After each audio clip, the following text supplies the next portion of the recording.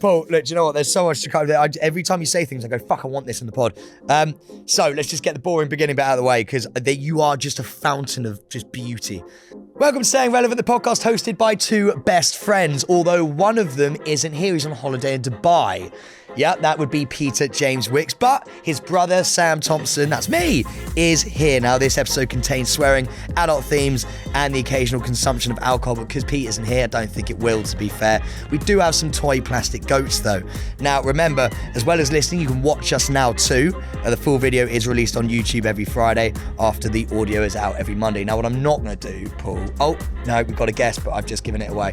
What we're not going to do is that stupid Monday, Wednesday, I don't even know when it comes out, but we're not going to do that chant anymore. Make sure to hit follow wherever you're listening. That will mean you'll be the first to know of each episode. But more importantly than that, I had to bring in the big guns. Peter's in Dubai, and I thought, who could I have sat opposite me that is just going to blow everybody away?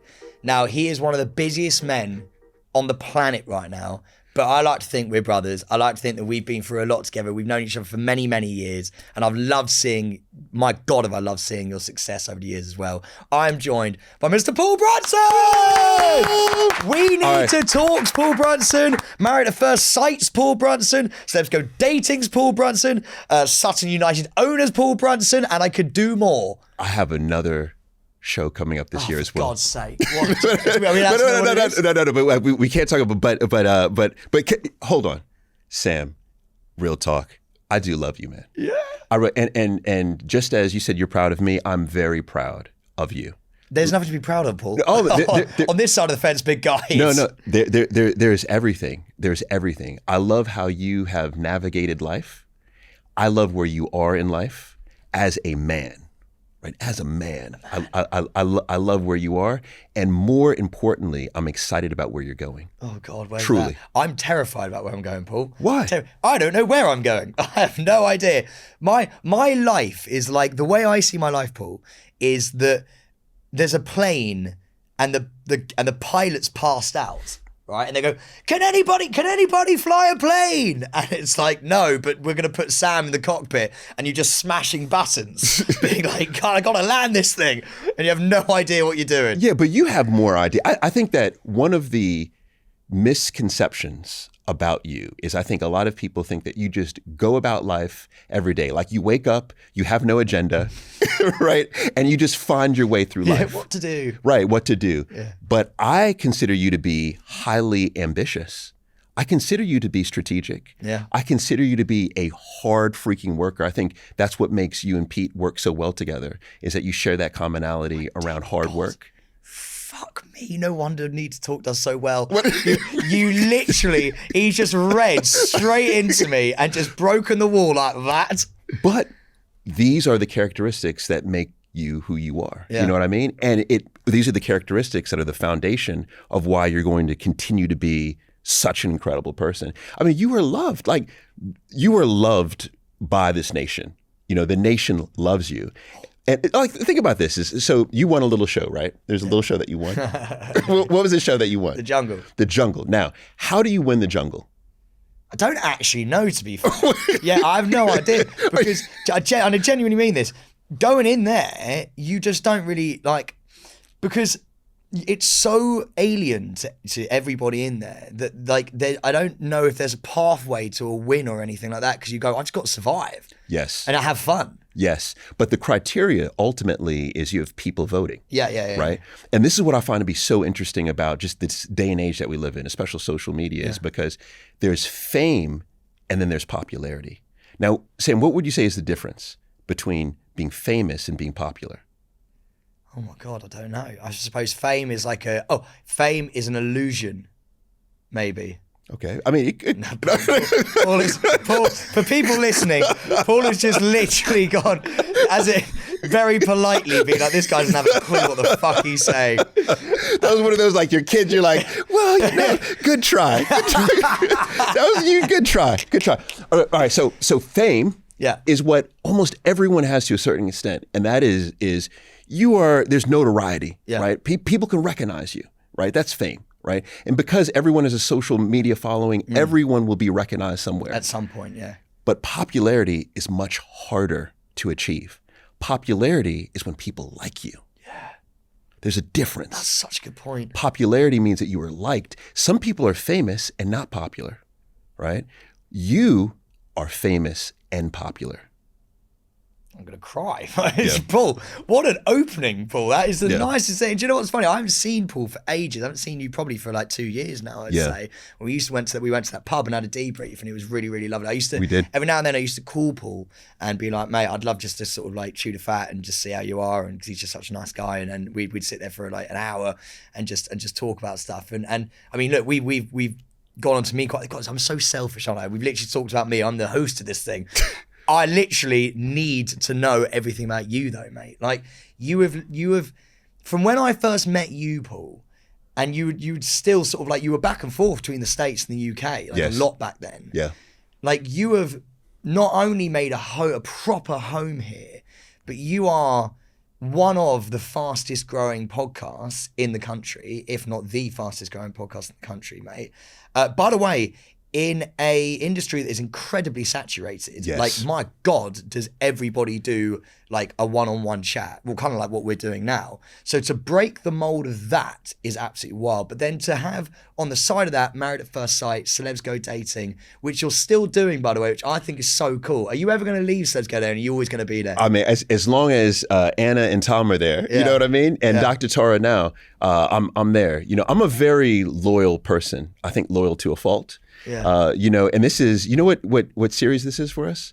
This is Celebs Go Dating 14th. No way. 14. Like they're going to be wheeling us in a show. Like, so, you know what I mean? They're going to be wheeling Pete in for another 45 soon as well, seeing as we're both single now. God, we'll both have to be wheeled in. Oh no. My favourite thing, I think about this all the time, recently more than anything, actually, Paul, I nearly called you at one point actually, just for some advice. Your deep dives on Celebs Go Dating, I don't know if any of our listeners have, I mean, I'm sure that a lot of them have watched the show. Your deep dives are, in a world full of TV, right, which is kind of like, it's not smoke and mirrors, but like, you know, there are producers and you are going to go on dates and you don't know where you're turning up and stuff.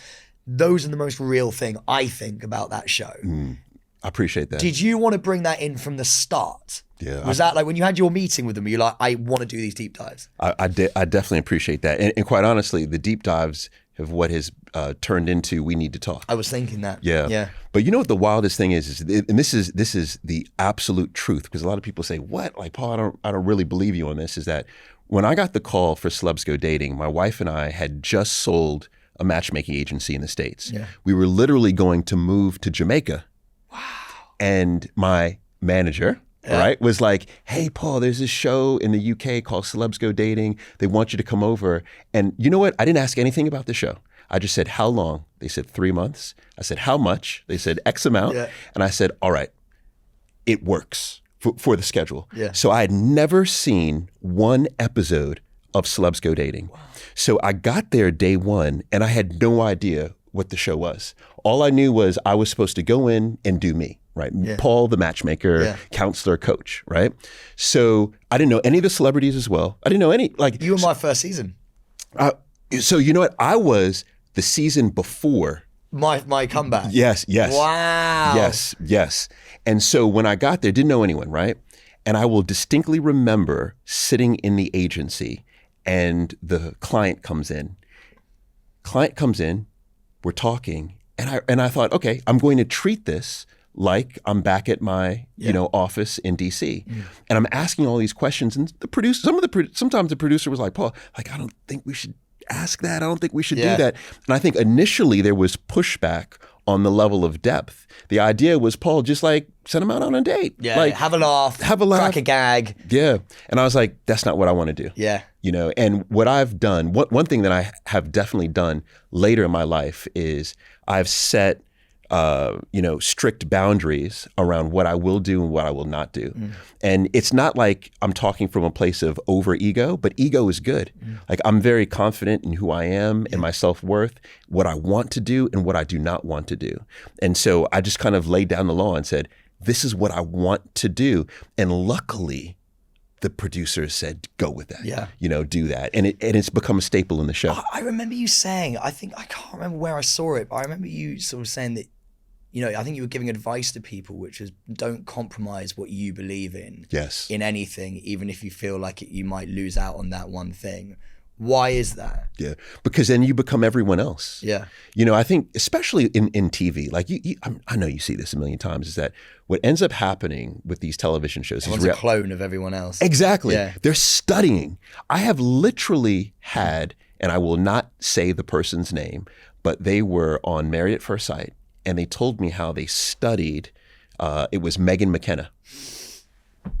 Great cast member. I mean, if you're going to study somebody, you're going to study someone. Megan McKenna's Megan great. McKenna. Normally, it's like Joey Essex, Megan McKenna, like those kind of people who are the first. Yes.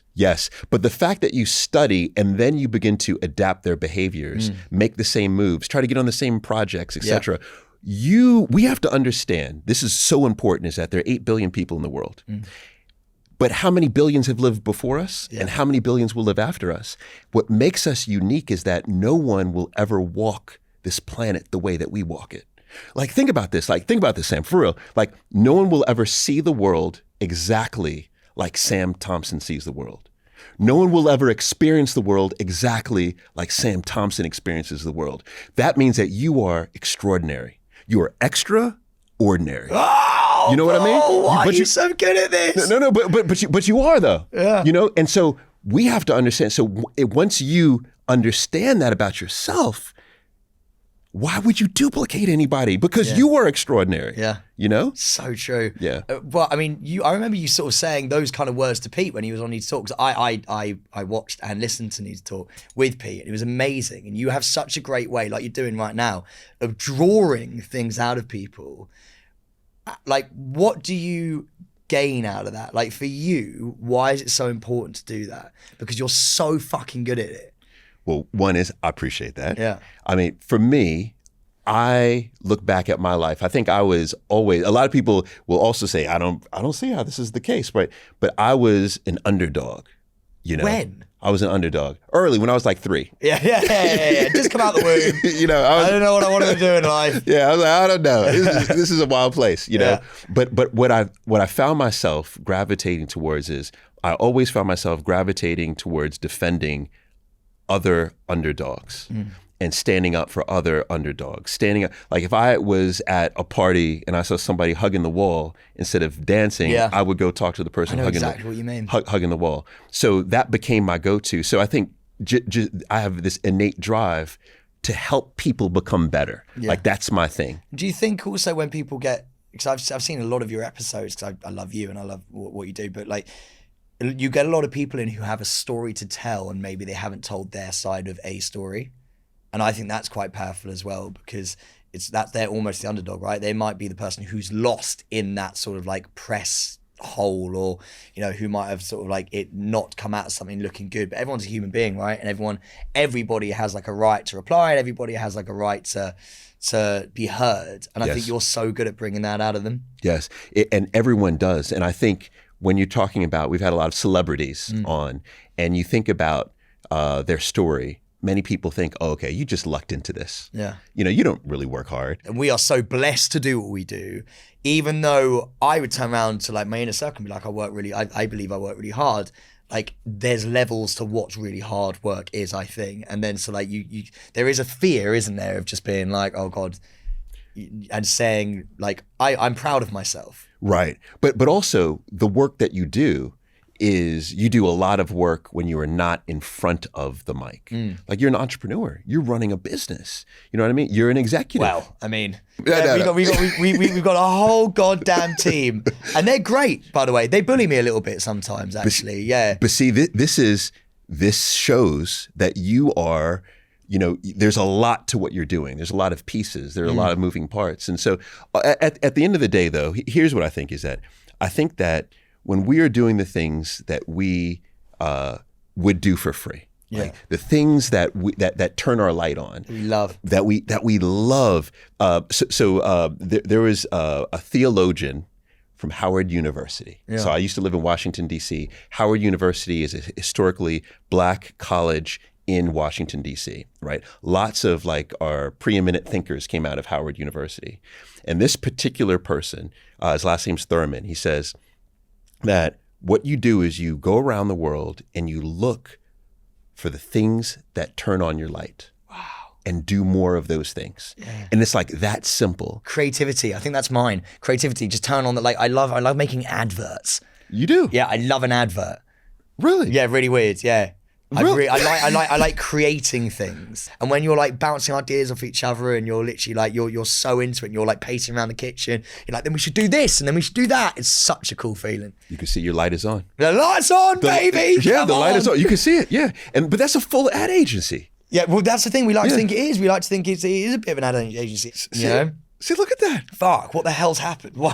Look at that. Hell? Yeah, I mean, it's incredible. It's incredible, right? But that is because these are ideas that you had and you pursued those, you know? Do you know what's so funny, Paul, is that we asked our listeners, we said to them on, I think 2 days ago, was it Pippa? 2 days ago, we reached out and said we got Paul on the podcast.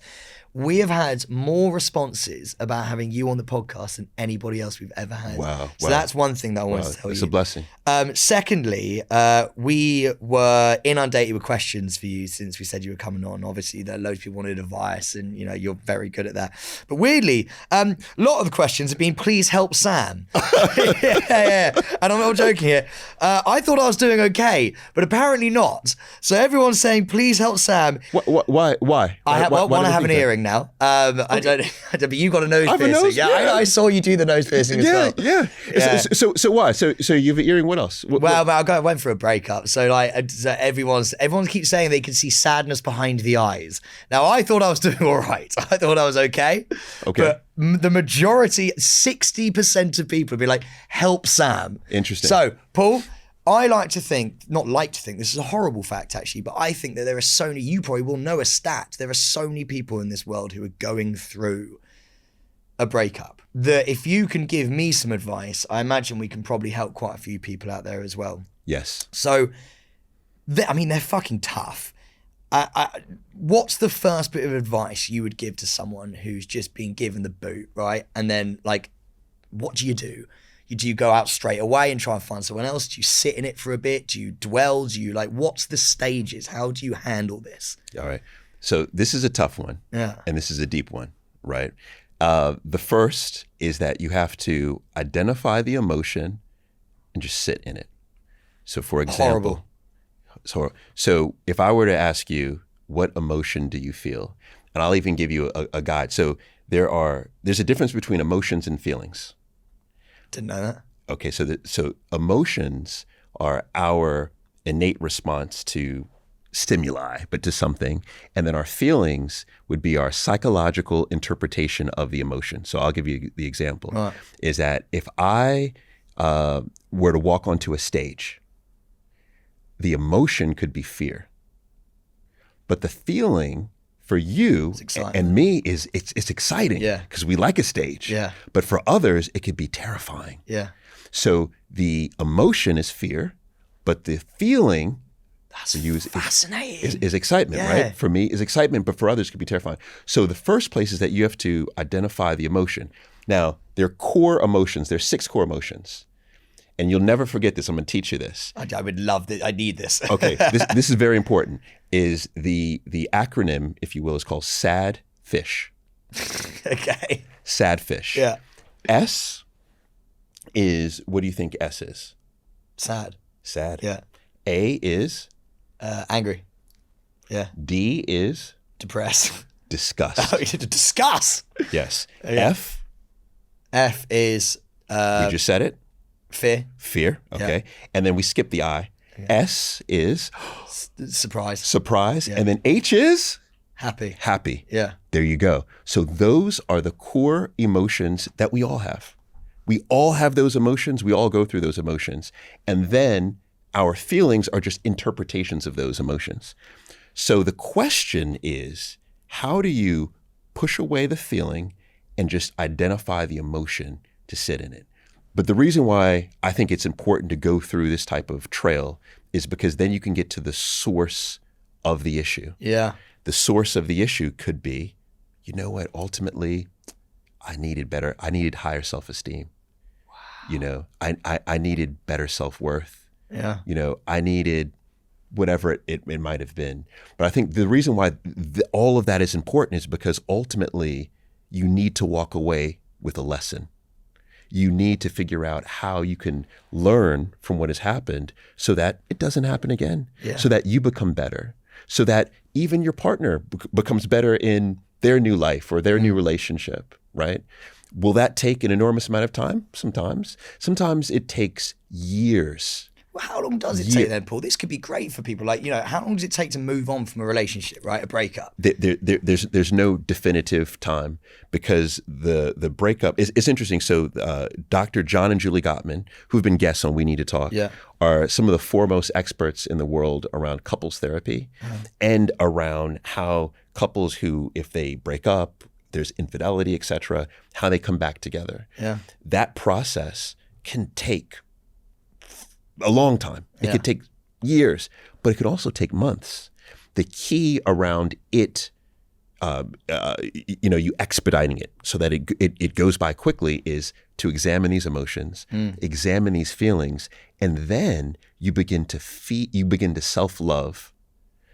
Because when you self-love, what you're doing is so let me give you this example, is self-worth is like the roots of a tree. Yeah. Self-esteem is like the trunk of a tree. So the root says, I deserve to be here. I'm worthy enough to be here. The trunk says, I don't need anything else. I don't need anyone else's approval. Yeah. But then the leaves of the tree are the things that capture the sunlight and the moisture in the air, and it feeds the trunk and it feeds the roots. So you need to self-love in order to have greater self-esteem, in order to have greater self-worth. So ultimately, the best thing you can do after you've gone through this work that I'm talking about is to figure out, how do you love on yourself? And that would be a question that I would ask you is, what are you doing right now to love on yourself? Wow, that's such a good point, because you just wallow, don't you? You're not giving yourself, I suppose, the priority. So is that all we're saying here? You've got to find yourself, self-love, and that's how you move on. Well, that's where it begins. Yeah. But I can't let you go that quick. What are you doing, Sam? Okay. Right now to self-love? Not much. Mate, not much. To be honest with you, the team will be able to tell you this.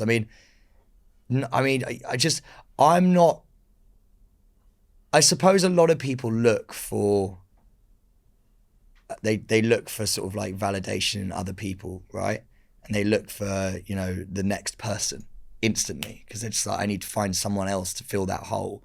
I need to find that excitement. When you get that really exciting feeling when you're talking to someone new, and talking to someone fresh. I can't do that. No one is. If what happens to a lot of people is they do exactly what you said, and that is that they just try to fill that void in their life.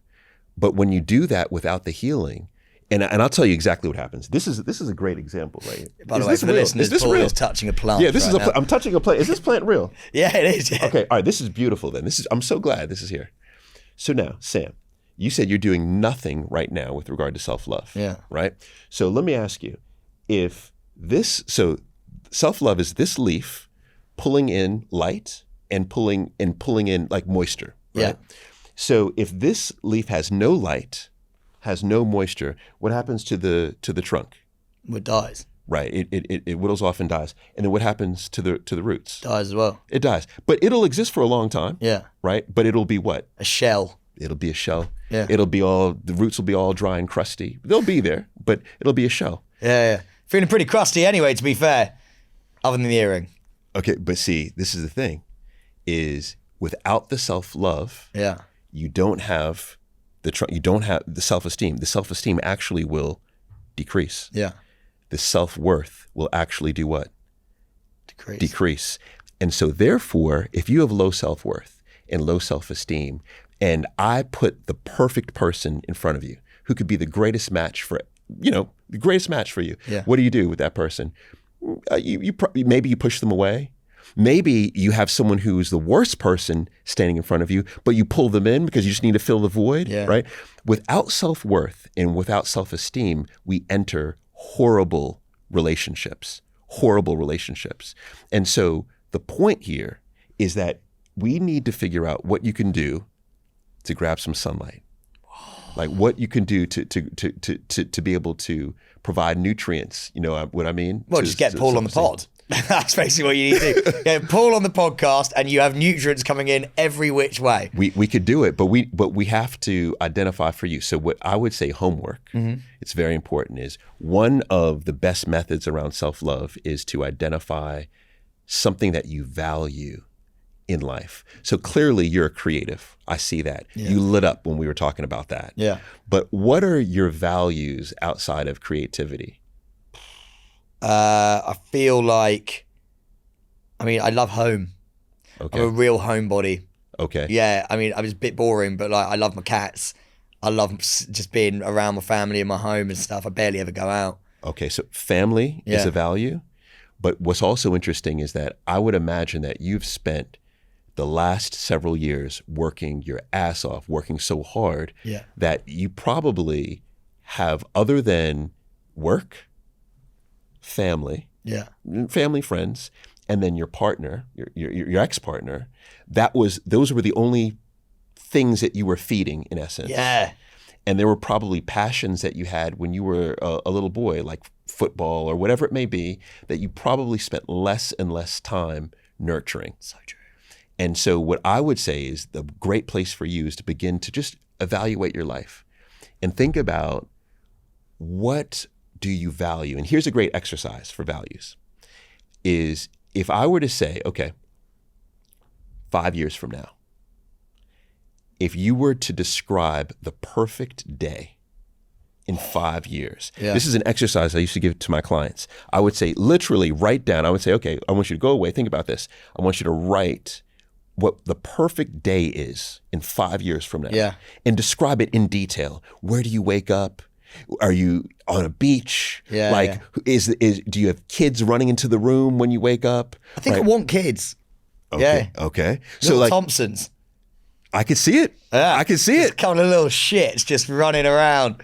I could see it. I wouldn't call them little shits, obviously. Sometimes you would. Yeah, exactly. Yeah. I think I'd like a few little Thompsons. I'm 32, Paul. I think you would. But the reason why I say to describe the day is because when you begin to paint that day, what you can pull out are themes that are things that you value, right? If you're painting that day, the artistry, right? If you're still working, ambition could be there. Family, you have little kids, family could be there. But the whole point is you want to identify your values, and self-love is feeding those values. Yeah, so true. And I promise you, the more work you can do around identifying what you value and then spending time and energy into those, that's the nutrients that will build up your self-esteem. It'll build up your self-worth, and that will allow you to get through the feelings of loneliness, the feelings of anger, the feelings of disgust, the feelings of sadness, because all of those. Sad fish. And you'll move to the end of the sad fish. The happy fish. The happy fish. We're going to be a happy fish, Paul. You will be. That's what we're going to be. Spend time with your family. Yeah. Spend time. I know you love work. Yeah. So spend time creating, which is what you love. You love family. I think you have to tap into some of the things that as a boy that you loved. Yeah. Which I know football is going to be one. Yeah. But there's other things that are there. But tap into those. Spend time doing those. And I promise you what that's going to do is that's going to increase the self-esteem, increase the self-worth, which is what you need right now. Oh, fuck, Paul Brunson. Wow. Do you know what? I feel like our listeners have done me a bit of a solid, because I was a bit bummed out when they went, we need you to help Sam. And I was like, oh, I didn't realise that 60% of them were, you need to help Sam. He looks sad at the moment. I really do appreciate that. Thank you, mate. And it has been a fucking tough time. But that's one half of Staying Relevant, the podcast. Okay.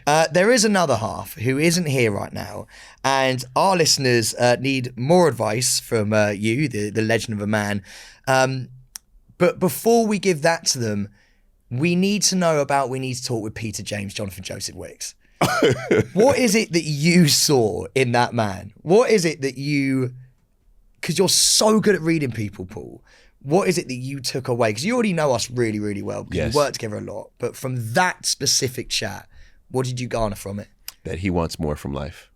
Really? Yeah. I think that Pete, and this is where I think there's a similarity between you and Pete, is that I think that for large bits of your life, you know, like life wanted more from you than you wanted from it, if you know what I mean. Okay. Yeah. It's like, I think that, I think he fell into Towie, you fell into Chelsea, Yeah. and didn't pre-program this, like selling out the O2, which was going to happen. Like It was never on the plan. it was never on the plan. It was never on the plan. It was just like, we're just going to do life. But you've both reached a point where you have plans and you have strategy around those plans and you want to make those things happen, not just for you, but for your team. You know, you've become leaders. You really have. I've got you guys. Leaders, but you have. Like you really, like you've gone from boys to men. Yeah. And what we have come. No, I'm not going to sing? Can you sing? Yeah, to the end of the road. All right, you cannot sing. I sing. Paul! What the fuck is that? Out of nowhere. I was like, can you sing? I was like, if you can sing, just go to the O2 and sing. But do not sing there. Do not do it. Do not do it. But that's what I take away. Okay, well, Paul, why does everyone want to have sex with him? Why does everyone want to shag Pete? You know what? Tell me. He is characteristically the bad boy. Yeah. So all right, can we deconstruct Pete Wicks? Yeah, I would love to. Let's literally pull him apart like a Stretch Armstrong. Let's do this. Oh, it's a fire alarm. Fuck off. You are joking. Deconstruct Pete Wicks. I want to deconstruct Pete Wicks. We just got rudely interrupted by a fire alarm. I think it was just toast. I believe it was just toast because I think I could smell it.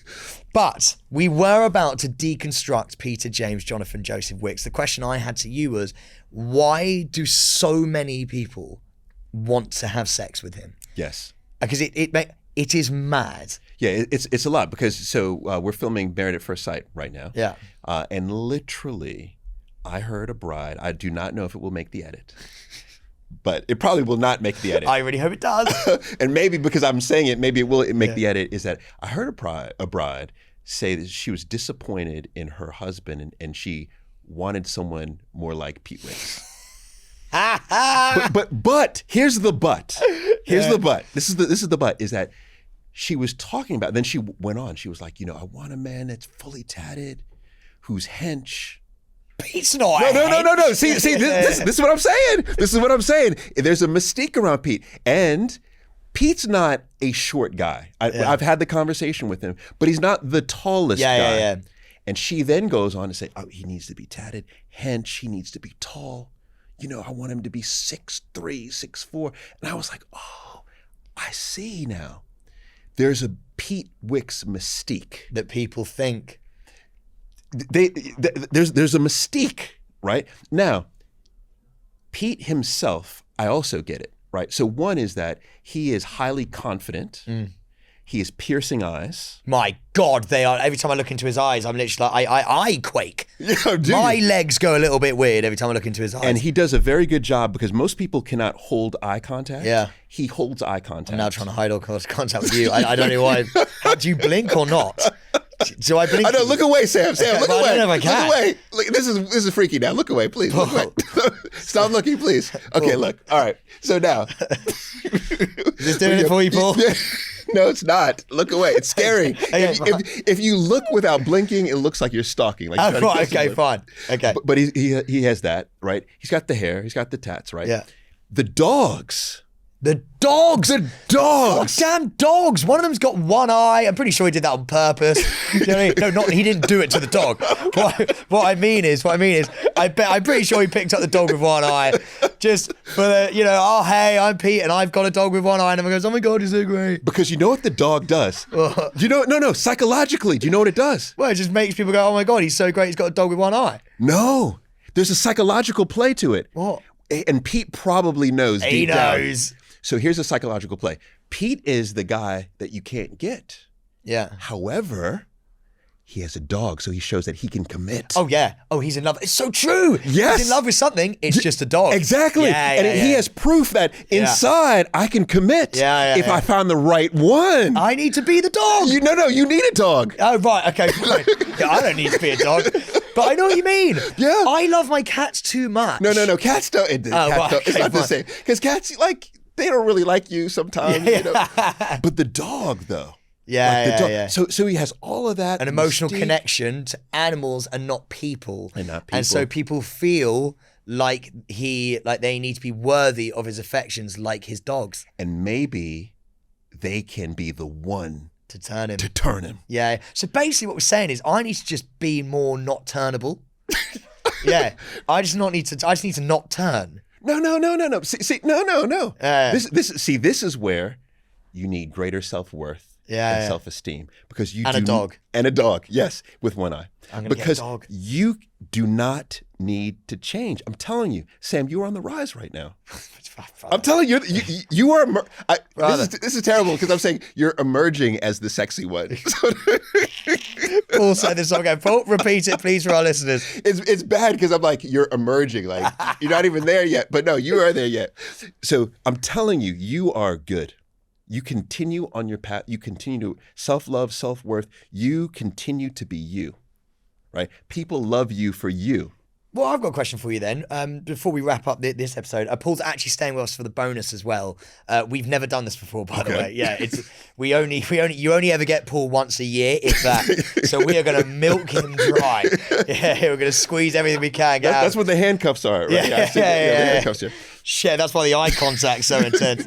I want to milk you. Actually, this is getting weird now. I can't tell Paul I want to milk him. It's basically a hand job, isn't it? But it doesn't have to be a hand job. It doesn't. I mean, there are other ways. There are other ways. Fucking hell. How have I turned this? Pete's going to be so disappointed in me. Yeah, this is bad. So how have we changed? How have I changed? And then we'll go on to Pete as well. Like, because you've known me for going on, is it like 10 years? I've known Paul, from probably about 8 or 9 years. Yes. Have me and Pete changed much as people since you've known us back then to where we are now? I think drastically. See, I don't know if we have. No, drastically. I'm telling you, you were a boy then. You're a man now. No, seriously. You know what the biggest difference is, I think, for you in particular, is when I met you, I believe that you would have easily done whatever someone told you to do. Still do that, Paul? No. Backbone of a fish? No. Or a slug? No. I think now what you do is you consider it. Yeah. There's consideration. How does this impact me? How does this impact my team? How does this impact my brand? How does this impact my family? Right? There's consideration. Consideration means maturity. Yeah. You know, back then, you would, if I said, Sam, jump, you would have been like, okay. How high? Yeah. Paul, I'm going to be honest with you. You told me to jump right now, mate. I'd be jumping like you would. I'd be on a All right, Sam, trampoline. jump. Look, can you jump? All right. 100%. Paul, if you told me to do anything, I would do. All right, I've got a question. So I was a boy back then. Was Pete a man back then? When you first met us? No. I think Pete was in the same. I think Pete was playing to the Pete mystique a little bit then. Yeah. I think he was aware of what people thought, like, because what's interesting is I remember when he came on We Need to Talk, I looked at how many shows he had done. Pete's been on like 59 He's shows. a veteran. Every show he's done like 3 times in the UK. Like every show. I was like, what? You did this. And what but if you look at the years, it's only like a 2-3 year gap when he was doing all that. He doesn't do that now. No. Why? Because we're too old. No. I bet you there's greater demand right now. Well, there is. But you hit a place where you want to be. You just want to do other things, man. Like That's maturity. Well, this is interesting. The reason that one of the many reasons I wanted to get you on here was, I even sent you this text message. I wanted to make this more of a meaningful conversation, right? There's something about me that quite likes a meaningful conversation now. That's maturity. Yeah, never used to, man. Yeah. Ever. See, this is what I'm saying. I always see Paul after every breakup. That's what's so funny. And that's true, by the way. After every breakup I've ever had, I've seen Paul. But see, this is what I'm talking about. This is the change. And I think And I love that question. I love that question because I think that most of us are too hard on us, Yeah. and we have to stop to appreciate, stop to give gratitude. Like, wow, 8 years ago, I matured from 8 years ago. Yeah. This is why, one of the things that I do every single morning forever is a gratitude exercise. Pop up in the morning. I say 3 things that I'm thankful for that happened maybe the day before or that I believe is going to happen that day, just to show appreciation. Gratitude is everything. And so you stopping for a moment to say, wow, look at this. I've now evolved. Like, I am now more mature. I'm now more considerate. I now like deep chats. Look at how I have matured, and be proud of that. Yeah. That's how we do it, Paul. You know what my suggestion will be when the time is right is I think that you should get introductions. From people. Yeah. People who you know and trust. Yeah. Get those introductions. Those historically are the most successful ways to meet. Yeah. The most successful. Wow. Like, yeah, by far. And the reason why is because, think about this. Like, so you think about someone who you love and respect, and they introduce you to someone. So chances are you share the same values as the person you love and respect, which is why you probably love and respect them. The person they introduce you to is someone who they have consideration for. They probably have the same values. Yeah, so true. They also have respect from that person. So that person, the person who you're getting the introduction to, will already walk in to your relationship or your time with them with a higher level of respect, higher level of consideration. That they'll be less prone to ghost. Ghosting's savage. What do you think about ghosting? I think it's immature. It is. It's immature. Really? Yeah. And what do you think? Okay, if Paul Brunson's single, right? He's not, by the way. He's very happily married. Yes. But if Paul Brunson's single, and if you had to slide into someone's DMs, Paul. Yeah. You know what you do. You know what you do, don't you? Do I know how I would do it? Yeah. What would be your go-to? No, I haven't No, even. you had to. No, but Paul, it's life or death. It's like you had a gun to my head. Mate, Pete had a gun to your head, right? Yeah. What would you do? So this is interesting. It had to be Pete because he's the one who I could see holding a gun. Yeah, I could see him holding a gun. See, that's the thing. It's the mystique. It's the mistake. Yeah, he's just packing heat. Yeah. Is that a big penis? I can't remember. Oh, shit. Oh, my God. Oh, my God. Okay, you've got a gun to your head, Paul, right? This is one of the last things we're doing for this main episode. The gun is at Paul's head. Yes. You have to slide into this girl's DMs, yes. right? How are you doing it? Yeah. So this is how I'm going to answer the question. This is going to sound like a straight buzzkill, but this is how I'm going to answer the question. Okay. But this is also boundaries. Okay. Is that, so if I've never considered that question. Yeah. If I then answer that question, is that respectful or disrespectful to my wife?